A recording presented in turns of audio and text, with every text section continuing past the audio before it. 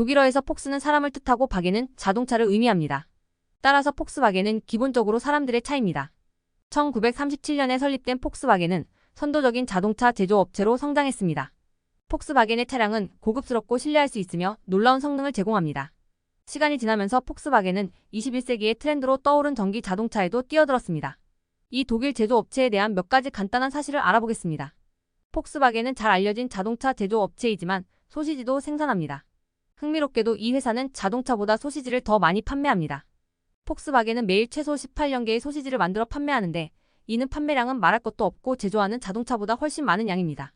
시간이 지남에 따라 폭스바겐은 벤틀리, 부가티, 포르쉐, 람보르기니, 아우디 등 다양한 고급 자동차 회사를 인수했습니다. 또한 모터사이클 회사 두카티도 소유하고 있습니다. 폭스바겐은 많은 자회사와 뛰어난 마케팅 전략 덕분에 100개국 이상에서 찾아볼 수 있습니다. 나치 시대의 폭스바겐은 나치 강제 수용소에 구금된 노예로부터 인력을 공급받곤 했습니다. 볼프스부르크의 슈타츠클로스 박물관에는 폭스바겐 공장의 노예 노동자에 대한 기록이 남아 있습니다. 포로로 잡힌 사람들은 대가 없이 노동력을 제공해야 했습니다. 2008년 금융위기 당시 폭스바겐은 하루 동안 세계에서 가장 가치 있는 회사가 되었습니다. 이 회사의 주식 한 주당 가격이 1유로 이상으로 올랐기 때문입니다. 금융 전문가들은 위기 이후 공매도 투자자들이 차익 실현에 나섰기 때문이라고 분석했습니다. 1937년 아돌프 히틀러는 독일 국민을 위한 자동차를 만들기 위해 국영회사를 설립했습니다. 목표는 독일의 모든 가정에 자동차를 소유하게 하는 것이었고 그래서 폭스바겐 또는 인민자동차라는 이름이 붙었습니다.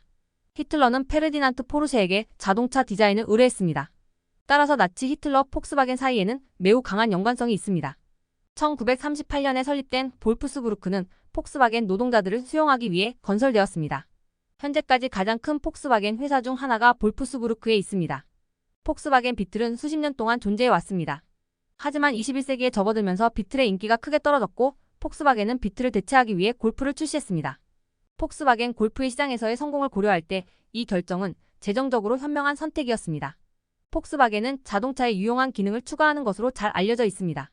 하지만 1959년에는 비틀의 대시보드에 장착된 커피 메이커를 탑재하는 등 한 단계 더 나아갔습니다. 도자기 컵이 달린 헤텔라 오토 커피 머신을 사용했습니다. 2016년 폭스바겐은 테스트 과정에서 배기가스를 적게 배출하는 자동차를 만든 공로로 노벨상을 수상했습니다.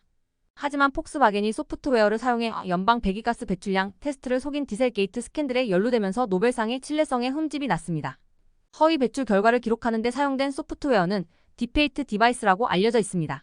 가브리엘 이글레시아스 일명 플러피는 폭스바겐 버스에 대한 놀라운 열정을 가지고 있으며 18대의 폭스바겐 버스를 소유하고 있습니다.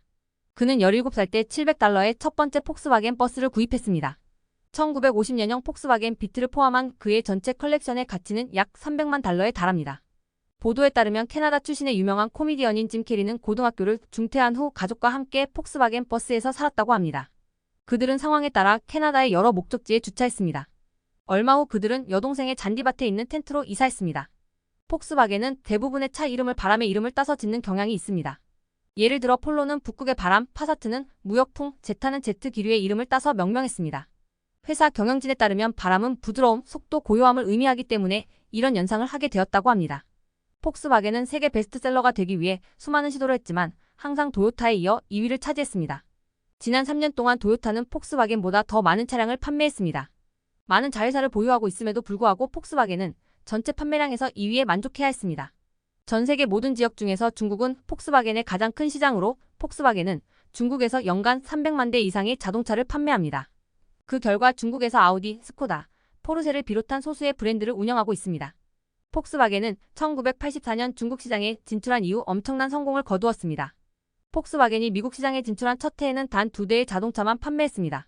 그러나 비틀의 인기는 훨씬 더 빠르게 성장했습니다. 1955년에는 미국 폭스바겐을 설립하기에 충분한 판매량을 기록했습니다. 1948년 영국은 포드에게 폭스바겐 자동차 회사를 무상으로 제공했지만 헨리 포드 2세는 이 제안을 거절했습니다. 그의 대리인인 어니스트 비츠가 헨리에게 그 제안은 그만한 가치가 없다고 말했기 때문이죠. 그 후 폭스바겐은 노르트호프의 지위 아래 놓이게 되었고 그는 폭스바겐을 세계 10대 자동차 브랜드 중 하나로 성장시켰습니다. 키게스닷컴을 참고했습니다.